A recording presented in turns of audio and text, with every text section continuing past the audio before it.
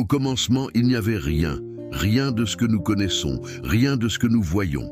Le temps lui-même n'existait pas. Et pourtant, il y avait Dieu. Un Dieu éternel, sans origine, sans commencement ni fin. Il n'a pas été créé, il est. L'alpha et l'oméga, celui qui est, qui était et qui sera toujours. C'est lui qui, par une parole souveraine, a brisé le silence du néant pour donner naissance à l'univers. Alors résonna cette phrase puissante. Au commencement, Dieu créa les cieux et la terre. Et à partir de ce moment, le vide se remplit de lumière. Les océans se mirent à danser, les montagnes surgirent, les étoiles étincelèrent dans l'infini. Chaque élément de la création portait la signature de son amour et de sa perfection. Mais l'apogée de cette œuvre divine fut l'homme. À son image, il façonna Adam puis Ève, les dotant de dignité, de raison, mais surtout de la capacité de vivre en communion avec lui. Dans le jardin d'Éden, ils ne connaissaient ni la peur, ni la honte, ni la mort.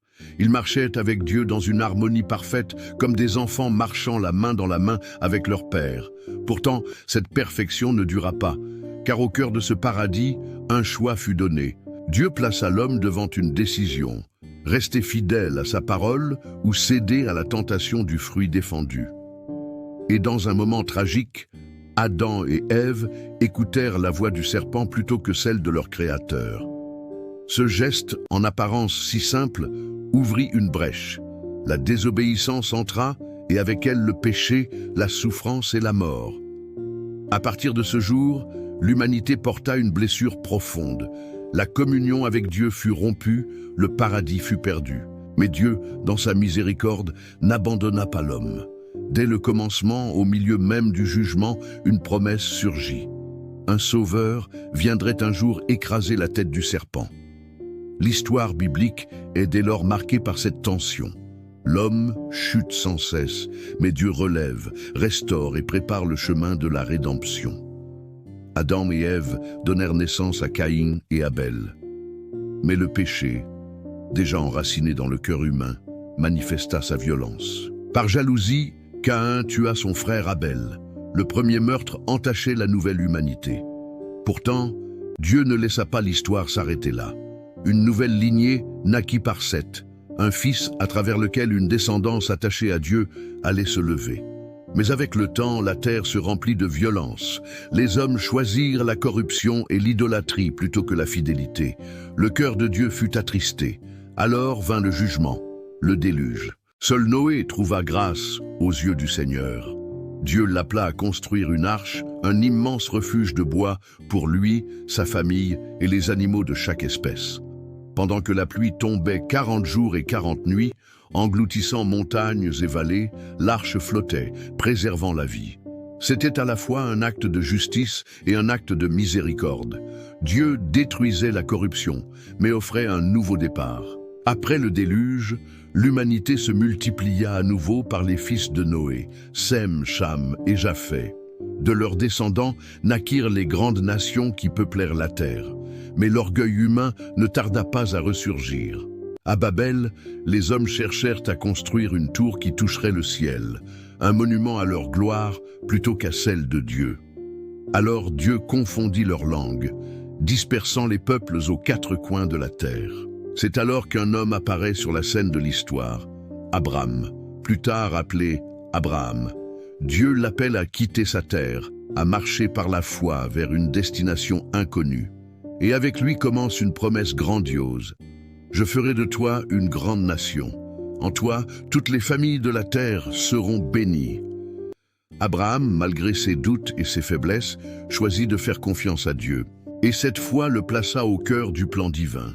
De lui naquit Isaac, l'enfant de la promesse, un miracle puisque sa mère Sarah était stérile et âgée. Isaac engendra Jacob, et Jacob devint Israël, le père des 12 tribus. Mais l'histoire prit un tournant inattendu. L'un des fils de Jacob, Joseph, fut vendu par ses frères jaloux et emmené en Égypte comme esclave. Pourtant, dans l'ombre de la trahison, Dieu préparait déjà le salut. Car en Égypte, Joseph passa de prisonnier à gouverneur, devenant l'instrument par lequel Dieu sauva sa famille de la famine. Ainsi, Israël s'installa en Égypte. Les années passèrent, et ce peuple qui avait commencé par une petite famille de 70 personnes devint une multitude innombrable. Mais la prospérité se transforma en esclavage. Les Israélites furent réduits en servitude par un pharaon qui craignait leur croissance. Des générations entières crièrent à Dieu, gémissant sous la lourdeur des chaînes. Alors Dieu envoya un libérateur, Moïse, un enfant hébreu sauvé des eaux, élevé dans le palais de Pharaon, mais choisi par Dieu pour défier l'Empire et conduire son peuple vers la liberté. Par des signes puissants, par les 10 plaies qui frappèrent l'Égypte, Dieu manifesta sa supériorité sur tous les faux dieux. La nuit de la Pâque, lorsque le sang de l'agneau marqua les portes des Israélites, la délivrance fut scellée. Guidés par Moïse, les Hébreux franchirent la mer Rouge, les eaux se séparant pour leur ouvrir un chemin. Ce moment, gravé dans la mémoire du peuple, devint le symbole éternel de la puissance de Dieu qui libère. Mais la route vers la terre promise ne fut pas simple. Dans le désert, les Israélites révélèrent leur dureté de cœur. Malgré les miracles, malgré la manne tombant du ciel et l'eau jaillissant du rocher, ils murmurèrent, doutèrent, se rebellèrent. Alors, ce qui aurait pu être un voyage de quelques semaines devint une errance de 40 ans. Une génération entière mourut dans le désert, incapable de saisir la promesse par la foi. Dieu resta cependant fidèle. Il donna sa loi au Sinaï, une alliance qui révélait sa sainteté et montrait au peuple comment vivre comme une nation consacrée. Mais plus que des règles, cette loi était un miroir. Elle exposait la fragilité humaine et préparait le besoin d'un sauveur. Au milieu du désert, Dieu habita parmi son peuple à travers le tabernacle, une tente sacrée où sa gloire descendait. C'était le signe qu'il ne les abandonnait pas. Même dans leurs égarements, il demeurait le Dieu présent, le Dieu fidèle. Puis vint le moment de franchir le Jourdain. La nouvelle génération, conduite par Josué, se tenait face à la terre promise. Derrière eux, le désert et ses tombeaux. Devant eux, le pays ruisselant de lait et de miel. Mais ce pays était aussi rempli de forteresses, de géants et d'ennemis redoutables. Dieu parla à Josué, « Fortifie-toi et prends courage. Ne t'effraie point, car l'Éternel ton Dieu est avec toi partout où tu iras. » Cette parole, plus forte que toutes les murailles, fut la clé de la conquête. Alors, le peuple s'avança. Les eaux du Jourdain s'ouvrirent comme autrefois la mer Rouge. Jéricho, ville imprenable, tomba au son des trompettes. Pas à pas, Israël prenait possession de ce que Dieu avait promis à Abraham des siècles plus tôt. Lorsque l'histoire du peuple d'Israël entre dans l'époque des rois, une nouvelle page se tourne. Après des siècles guidés par des juges, les Israélites réclament un roi comme les autres nations. Ce désir, qui semble anodin, change tout le destin de leur relation avec Dieu. Car Dieu voulait être leur roi, leur berger, leur guide suprême. Mais le peuple regarde autour de lui, voit les nations puissantes et demande « Donne-nous un roi pour nous diriger ».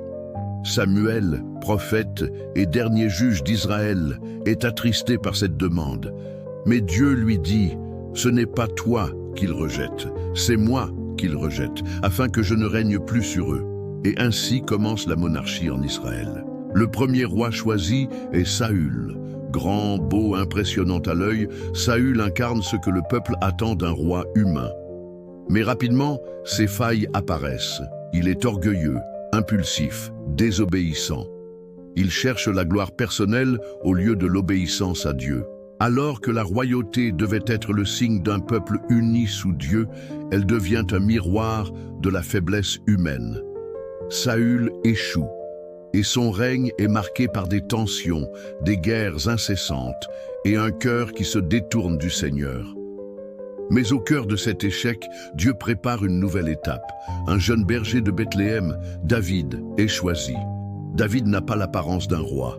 Il est le cadet, celui qu'on oublie quand on présente les fils de Jessé. Mais Dieu regarde au cœur, et dans le cœur de David brûle une passion, une foi, un amour pour Dieu qui change tout. C'est lui qui, armé seulement d'une fronde et de sa confiance en l'Éternel, affronte le géant Goliath. Sa victoire n'est pas seulement militaire, elle est spirituelle. Elle montre que la puissance de Dieu n'a rien à voir avec la taille des armes humaines. Le règne de David marque un tournant. Pour la première fois, Israël connaît une unité solide, une identité forte et une capitale choisie par Dieu, Jérusalem. C'est David qui transporte l'arche de l'Alliance dans cette ville, la transformant en centre spirituel et politique. Mais David n'est pas un homme parfait. Ses faiblesses, ses fautes, comme son adultère avec Bathsheba et le meurtre d'Uri, révèlent la complexité de la nature humaine. Pourtant, malgré ses péchés, David reste l'homme selon le cœur de Dieu, car il sait se repentir profondément. Ces psaumes témoignent encore aujourd'hui d'une foi vivante, fragile et passionnée. Son fils Salomon hérite du trône. Sous Salomon, Israël atteint une prospérité inégalée. Le temple est construit, majestueux, recouvert d'or, signe visible de la présence de Dieu au milieu de son peuple. Salomon est connu pour sa sagesse, que même les nations viennent admirer. La reine de Saba voyage de loin pour l'entendre et constater la grandeur de son royaume. Mais la sagesse de Salomon n'empêche pas son cœur de se détourner. Ses nombreuses alliances, ses mariages avec des femmes étrangères l'amènent à tolérer l'idolâtrie. Le roi le plus sage devient aussi un roi partagé.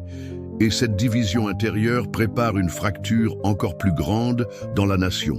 À la mort de Salomon, le royaume se divise. 10 tribus au nord forment Israël, avec Samarie pour capitale. 2 tribus au sud forment Juda, avec Jérusalem comme cœur spirituel. Cette division n'est pas seulement politique, elle est spirituelle. Le nord s'enfonce rapidement dans l'idolâtrie, élevant des veaux d'or, adoptant des cultes étrangers. Le sud, parfois fidèle, parfois rebelle, vit dans une tension constante entre fidélité à l'alliance et séduction des nations. C'est dans ce contexte que surgissent les prophètes. Élie, enflammé, affronte les prophètes de Baal sur le mont Carmel. Son cri résonne. « Jusqu'à quand clocherez-vous des deux côtés? Si l'Éternel est Dieu, suivez-le. » Jérémie pleure sur Jérusalem, annonçant un jugement inévitable si le peuple ne se repent pas. Ésaïe proclame à la fois le jugement et l'espérance, annonçant un Messie à venir, l'Emmanuel, Dieu avec nous. Osée, par son mariage brisé, illustre l'amour fidèle de Dieu face à l'infidélité du peuple. Les prophètes ne sont pas seulement des voix dures, ils sont aussi les messagers de l'espérance. Ils parlent d'un avenir où Dieu écrira sa loi non plus sur des tables de pierre mais dans les cœurs. Mais les avertissements restent souvent ignorés.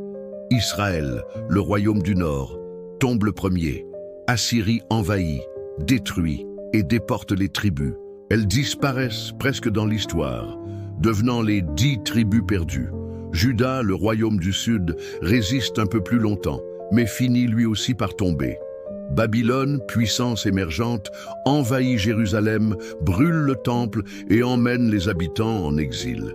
C'est une catastrophe spirituelle. Comment adorer Dieu sans temple? Comment croire en ses promesses en terre étrangère? Mais même dans cet exil, Dieu parle. Au bord des fleuves de Babylone, les captifs pleurent, mais ils chantent encore. Daniel, emmené jeune à Babylone, devient un témoin puissant de la souveraineté de Dieu au milieu d'un empire païen. Ces visions parlent de royaumes qui passent, mais aussi d'un royaume éternel qui ne passera jamais. Ézéchiel, parmi les exilés, voit la gloire de Dieu quitter le temple, mais aussi la promesse d'un retour. Les prophètes rappellent au peuple, l'exil n'est pas la fin, c'est une discipline, une purification. Après 70 ans, comme annoncé par Jérémie, un roi étranger, Cyrus de Perse, autorise le retour. Les exilés reviennent, pauvres, brisés, mais avec un désir nouveau de reconstruire. Sous la direction d'Esdras et de Néhémie, Jérusalem est relevée, les murailles restaurées et surtout, la loi est redécouverte. Le peuple se réunit pour écouter la lecture de la Torah, pleurant, se repentant, renouant avec son identité. Mais malgré ce renouveau, quelque chose manque encore. Le temple reconstruit n'a pas la gloire du premier. Les prophéties d'un roi éternel, d'un sauveur, restent en suspens. Alors, le silence s'installe. 4 siècles de silence entre les prophètes et l'Évangile.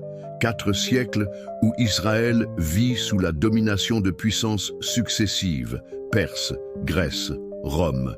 4 siècles où le peuple attend, espère, prie. Le silence de Dieu n'est pas l'absence de Dieu, mais une préparation. Les fils d'Israël s'attachent à la loi. Les pharisiens et les sadducéens se disputent l'interprétation. Les zélotes rêvent de révolte. Mais dans ce silence, une attente grandit. Quand viendra l'ointe de Dieu? Quand apparaîtra le Messie promis par les prophètes? Lorsque le silence des prophètes s'étendit sur plusieurs siècles, Israël et le monde entier semblaient attendre une voix, une lumière qui viendrait briser l'obscurité. Les empires s'étaient succédés, babyloniens, perses, grecs et enfin Rome, maître du monde méditerranéen. Les routes pavées romaines facilitaient les échanges. Une langue commune, le grec, circulait partout et l'oppression politique créait une soif ardente de libération. C'est dans ce contexte, à la plénitude des temps, que le ciel s'ouvrit à nouveau. Un enfant naquit, non pas dans un palais, mais dans une mangeoire à Bethléem. Son nom, Jésus, Yeshua, qui signifie « le Seigneur sauve ». Les bergers entendirent les anges chanter « Gloire à Dieu au plus haut des cieux et paix sur la terre ».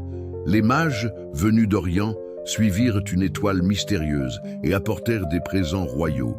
Tout semblait annoncer qu'avec cet enfant, l'histoire du monde basculait. Jésus grandit dans une famille humble, apprenant le métier de charpentier, vivant soumis à la loi de Moïse, priant dans les synagogues, partageant la vie simple du peuple. Mais à l'âge de 30 ans, lorsqu'il fut baptisé par Jean-Baptiste dans le Jourdain, les cieux s'ouvrirent à nouveau et une voix déclara « Celui-ci est mon fils bien-aimé, en qui j'ai mis toute mon affection ». Ce fut le commencement de son ministère public. Il parcourut la Galilée, la Judée, annonçant une bonne nouvelle radicale. Le royaume de Dieu est proche. Il ne parlait pas comme les scribes ou les prêtres. Il parlait avec autorité. Il n'enseignait pas seulement dans les synagogues, mais sur les collines, au bord du lac, sur les places publiques. Ses paraboles prenaient des images simples. Un semeur, une brebis perdue, une graine de moutarde, mais révélait des vérités profondes sur l'amour, le pardon, la justice et le royaume éternel. Il guérit les malades, redonna la vue aux aveugles, fit marcher les paralytiques, libéra les opprimés par des esprits impurs et même ressuscita les morts. Chaque signe n'était pas seulement un miracle spectaculaire, mais une preuve que Dieu avait visité son peuple. Pourtant, ce n'était pas seulement ses œuvres qui frappaient, mais sa manière d'accueillir ceux que la société rejetait. Les lépreux, les femmes méprisées, les collecteurs d'impôts, les étrangers.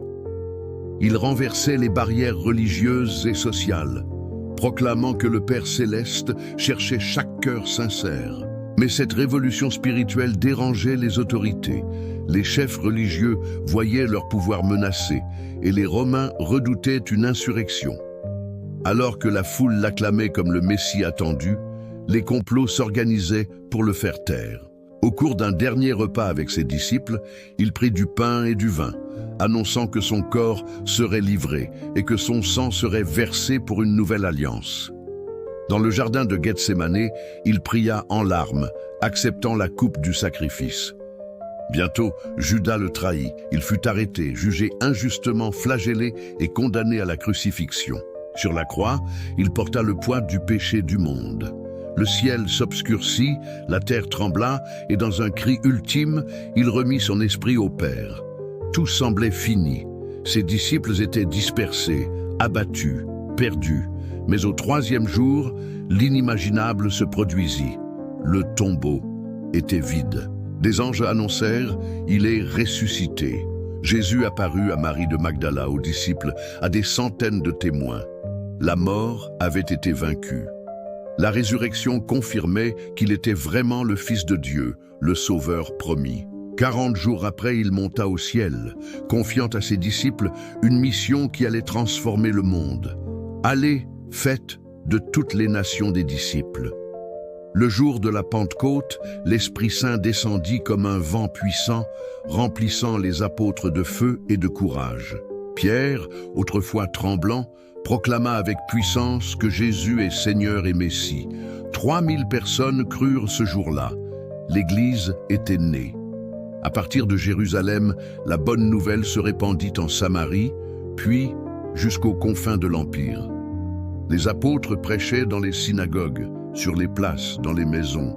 Paul, ancien persécuteur, devenu apôtre des nations, parcourut la Méditerranée, fondant des communautés, écrivant des lettres qui allaient devenir des piliers de la foi chrétienne. Ces épîtres, adressées aux Romains, aux Corinthiens, aux Galates, aux Éphésiens et bien d'autres, enseignaient la grâce, la foi, l'espérance, la charité.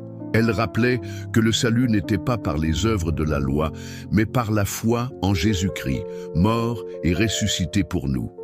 Le Nouveau Testament fut ainsi complété.